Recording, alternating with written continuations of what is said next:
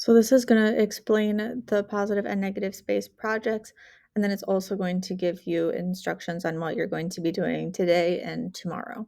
So what are you going to be doing? You're going to be drawing an object in positive space and in negative space, and you're going to be drawing from images. So you're going to be observational drawing. So you're going to be looking at something and trying to recreate it with drawing. We're going to be doing two projects. One project is going to be in negative space, which is like you see here with the chair. So we don't have any details inside of our chair, but the area in the negative space, so the area around it, is filled in with patterns. So you're going to be practicing patterns and craftsmanship with this. You're also going to be doing an object in positive space, which means you include all of the details and shading like you normally would when drawing something. So what is positive and negative space?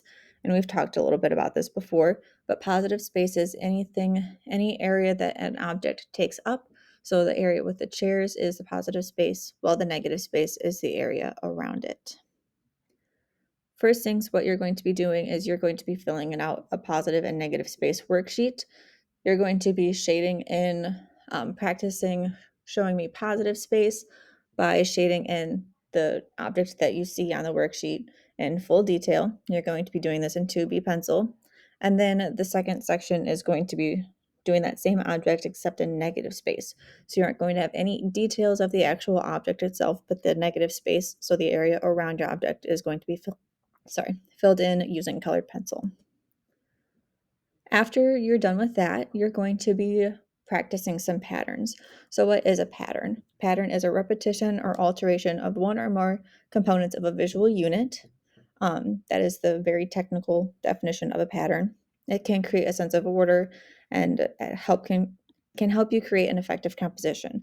We see patterns every single day in architecture, interior design, texture, wallpaper, and in art. Patterns are literally everywhere.